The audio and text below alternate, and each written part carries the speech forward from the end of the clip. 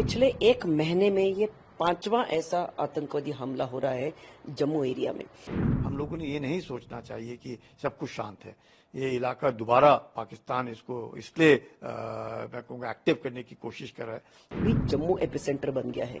हमारे बीच में भी ऐसे गद्दार लोग हैं, OGWs हैं, जो इनके सपोर्ट कर रहे हैं। पाकिस्तान ये हर हमेशा से चाहता आ रहा है कि जम्मू कश्मीर ये कभी भी स्टेबल ना रहे। और ये सोच करके चलना कि सब शांत है, वो नहीं है। अब पाकिस्तान ने सोच लिया कि जम्मू डिवीजन में इस तरह के उग्रवादी लोगों को ढकेला जाए। लेकिन कुछ भी हो, आतंकवादी तो पाकिस्तान से ही। पिछले एक महीने में ये पांचवा ऐसा आतंकवादी हमला हो रहा है जम्मू एरिया में। अभी देखिए, यहाँ पर हमें नोट ये करना चाहिए कि जम्मू कश्मीर में जब भी आतंकवादी हमले होते थे अब तक, वो कश्मीर वैली में होता था, लेकिन अभी जम्मू एपिसेंटर बन गया है।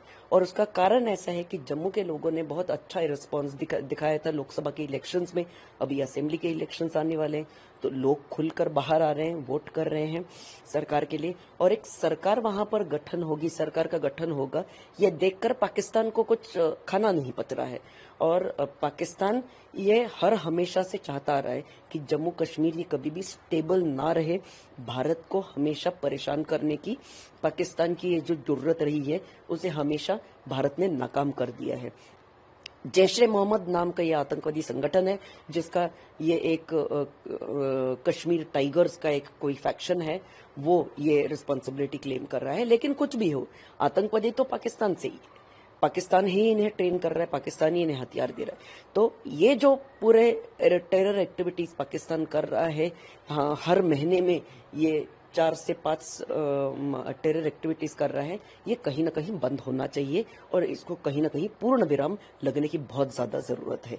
डोडा एरिया में, जहां पर जंगल का इलाका है, रात को स्पेसिफिक इंफॉर्मेशन मिलने के बाद वहां पर कॉर्डन एंड सर्च ऑपरेशन जारी किया गया, जहां पर ये मुठभेड़ हो गई, जहां पर 5 हमारे जवान ये शहीद हो गए। बहुत दुर्भाग्यपूर्ण बिकॉज डोडा का इलाका है, जो जम्मू डिवीजन का इलाका है, पिछले 20-25 सालों से काफ़ी शांत था और पिछले ही 2-3 महीनों में एकदम एक्टिव हो गया है। कठुआ में इंसिडेंट हुए, राजौरी में हुए, रियासी में हुए, अब डोडा में दूसरा इस तरह का हादसा हो रहा है। तो ये इलाके जो हैं, हम लोगों ने ये नहीं सोचना चाहिए कि सब कुछ शांत है।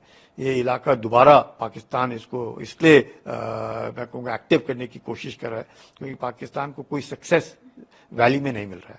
और कश्मीर घाटी के अंदर भी अब लोगों को इस बात का एहसास हो गया है कि जो है डेवलपमेंट के ऊपर जितना सरकार जोर दे रही है, अच्छे रास्ते बन रहे हैं, टूरिस्ट 2 करोड़ से ज़्यादा टूरिस्ट जा रहे हैं, और वहाँ पे जिस प्रकार से इकोनॉमिक एक्टिविटी हो रही है, उसको देखते हुए कश्मीर घाटी में अब शायद लोगों को इस बात का एहसास हुआ है कि मिलिटेंसी से, टेररिज्म से उसको कुछ मिलने वाला नहीं। और पाकिस्तान को भी जो सफलता जो चाहता है, वो घाटी में नहीं मिल रही है।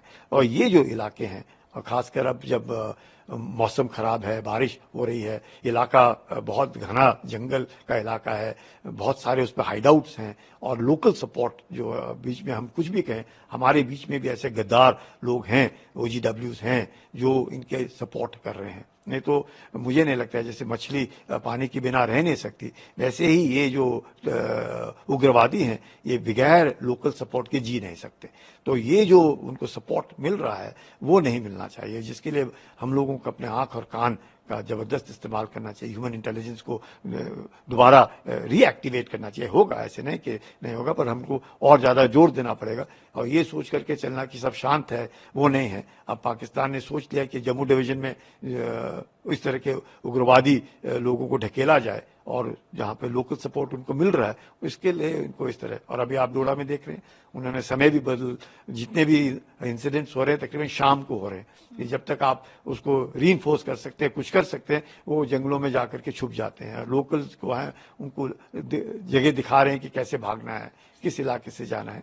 तो ये इलाका घना जंगल होने के कारण और बहुत ही मुश्किल इलाका होने के कारण मुझे लगता है अब VDCs जो हैं, अपने SOGs जो हैं, RR के पलटने हैं, वहाँ पे CRPF है, बाकी फोर्सेस, इन सब को मिल करके यकीन करना चाहिए कि इस तरह के हादसे नहीं होने चाहिए। बहुत दुखद समाचार अगर ऐसे सुनने को मिले तो बहुत दुख होता है कि एक अफसर और 3 जवान और कोई और घायल हो गए होंगे। तो इस तरह का हादसे नहीं होने चाहिए।